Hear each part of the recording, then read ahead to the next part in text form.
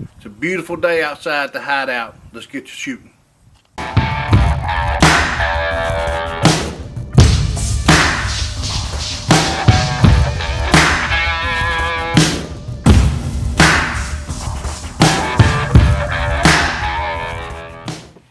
Welcome to the hideout. We're going to do things a little bit different today. It is absolutely gorgeous outside. I've been working my ass off all day, but it's time to take a break and do a video. Today we're going to talk about a Kimber. We're going to talk about the Kimber 2K11. We can't call it a 2011 because somebody else has got that all trademarked or whatever, but it's a 2K11, 9mm double stack. Now, before we get going and really get into the beef of this thing, please click like. We got a surprise here. Let's see what happens. Click subscribe, watch the video, leave some comments, and tell me what you think about it. Now, Kimber, I know people don't like Kimber, but let's hear me out. Kimber makes more 1911s than any other manufacturer there is. They make more. They make different models. They make tons of them. A black one, white one, yellow one, gold one, whatever. They make all kinds of shit 1911s. So if they do get a bad one, which I'm not saying that they don't have a bad one, but you got to think, you know, if there's more chickens in the pen, you're bound to have one get pecked. You know what I'm talking about? So if there's so many 1911s out there made by Kimber, yes, you're going to hear more about them, right? I mean, it's just common damn sense. But I don't think Kimber gets a fair shake, and I'm going to tell you why. Almost always, when Kimber has a problem on their 1911s, it's the failure to feed. You guys have seen me do the videos on them. They're brand new guns. They're not broken in. The feed ramps are not polished. You got to shoot them 200 or 300 times to get them where they work like you want to. Or, like I tell people, take the damn thing apart, clean it, take you a little bit of polish and polish the feed ramp and polish it, and then you don't have to waste 300 rounds shooting the thing. There's nothing wrong with Kimber handguns. I mean, are there nicer handguns? Well, sure. Are there other ones not as good? Well, absolutely. We're going to look at this Kimber. This is the 2K11. You can see it's new out of the box. I'm going to take this tag off because, you know, that's just not cool, I guess, to have the freaking tag on it. But I didn't bring my pocket knife out here, so bear with me. You guys know I give you the real deal. That's how I can't get my fingers in there and get this thing off. We'll get it off. We're about there. Alright, we want you looking at the gun, not the damn rest of it. Alright, this one here is called the Eclipse. Now,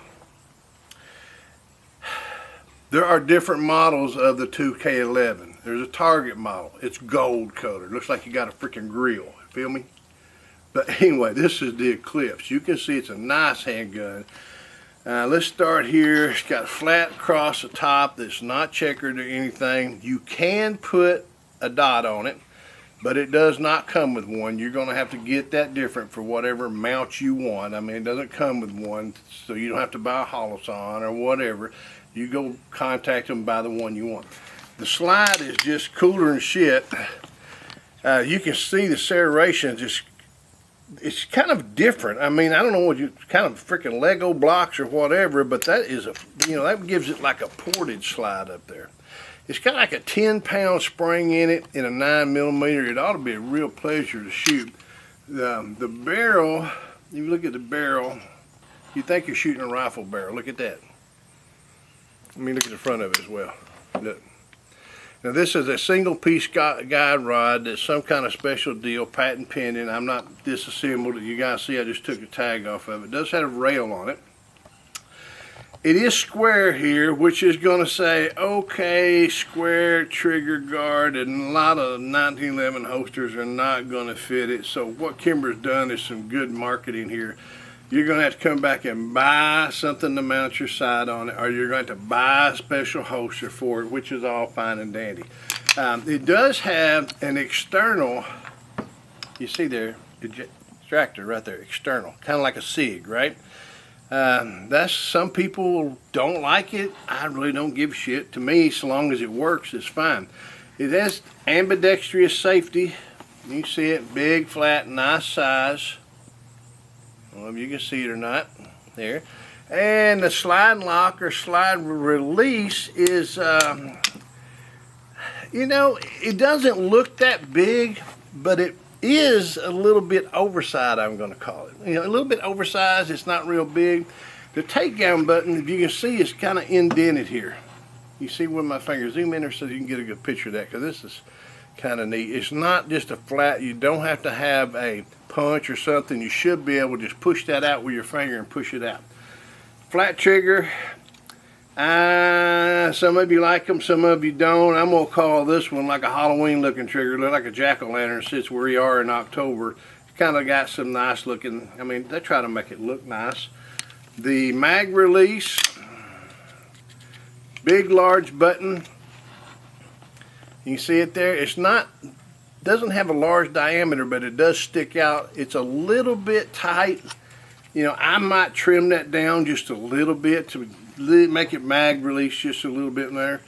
Texturing back here on the grip, quite aggressive. I like it. I think this is a Kevlar material. Don't check me, or you go look it up on their website. Nice open mag well. And texturing on the front. You can see here it does have a slight upcut here, so you can get your hand a little bit higher on the axis. Nice beaver tail, so I mean you can get up really high on this thing. A 9mm. I think this thing weighs 32 to 35 ounces, somewhere in there. It should be a real pleasure to shoot. Now, I did see someone from Kimber a few weeks ago make the comment that they recognize people bitch and complain about their 1911s. You know, here's the thing though, if you're bitching and complaining about them, why are you still buying them? I mean, you know, they sell more of them than anybody else, but people bitch and complain about them. I mean, that's like freaking politicians, right? We bitch and complain about them, but we still vote for the same son of a bitch. So, I mean, that's our own damn fault. This thing here, you know, they say that they've got this fixed, and what I believe they're talking about, though no one told me, was that failure to feed.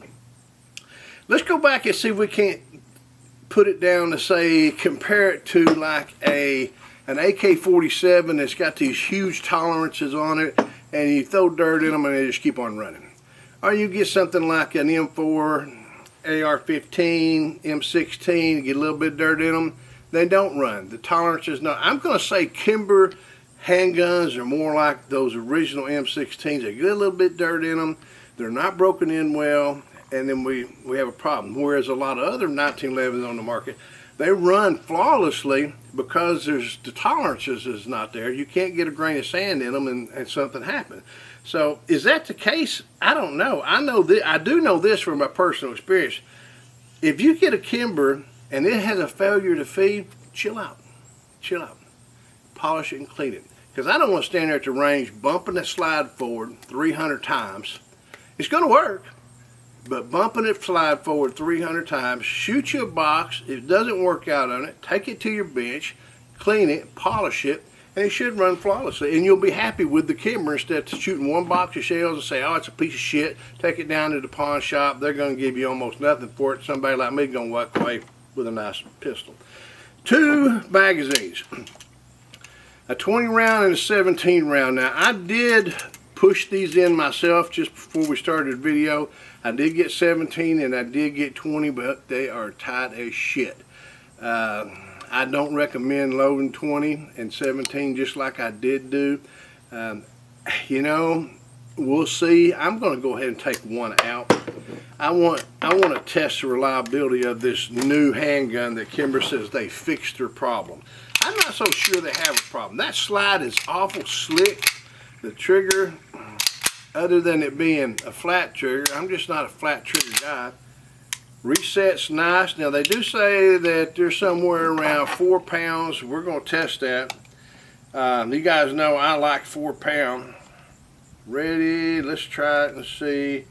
Boy, I'm thinking it could be less than that. Yeah, clear it again. Start again. I've pulled on it. Here we go. Ready? Go. 2.12. So it is less. It's got a nice trigger on it. Now this gun here could actually be a good competition pistol, provided we shoot it enough what class you want to shoot it in, I don't know. You know, it don't matter. What matters is, do you enjoy it? Do you like it? So we're going to go ahead and put my ears on. Let me get these things set up before we do it. We're trying to do things a little bit different. Such nice out. I hate to waste it. You guys know I don't have the sound system inside. I'm just a good old boy from Arkansas who loves to shoot. Nobody buys me shit. Don't have a sponsor. Don't want a sponsor. I don't want to be pressured into someone saying, well, you think my motor works good. No, that's not going to happen. So here we go. Slide's going to lock back. Whoop. One come out. I want to be fair. So this has got 16 in the 17. Got a little rattle. Let's see when the slide goes forward. Rattle's gone. Safety's on. Safety's off.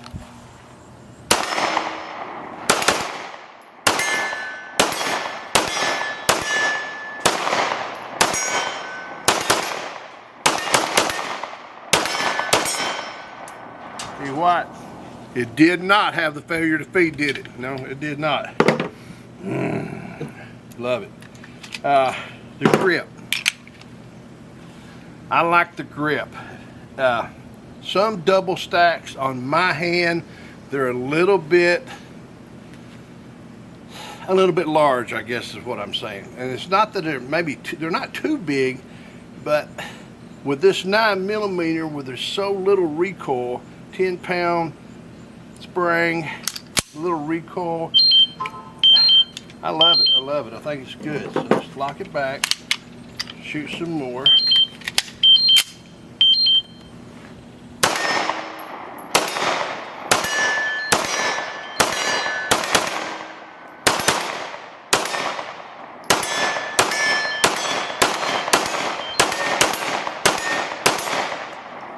Damn, I love that smell. Now, everything's over with. Let's see what's happening. Take this shit off. You've seen it, guys. A Kimber with no failure to feed. By the way, you guys know I didn't put no oil on it. I didn't do anything. I took it out of the bag and shot it. I think this will make a nice competition pistol. I've never shot any competition, but I'm really thinking about doing it. Got that big bimmer bump back there. Big, big, big. Like it. Price on this thing, $2,200, something like that. They're new, so you're not really going to find a used one. Now, you may find a used one, but it's going to be unlikely, or they're going to be rare. $2,200 at your local FFL. You know, for a competition gun, double stack, 2011, I'm thinking, yeah, go for it, man. It could be a whole lot worse. You know, I could be paying $4,000, $6,000, $6,000, $4,000 for something. I've got one here that's going to be on down somewhere around the price ranges, like the CZ Shadows and stuff. You know, I don't think you can beat it for an entry level. Now, I said entry level, but man, this thing's going to last you a long time. It's a stainless steel. It's not polymer. You know, at the end of the day, what I think, I like it. I think I made a good purchase. Until we get to shoot together again. Shoot straight and shoot safe.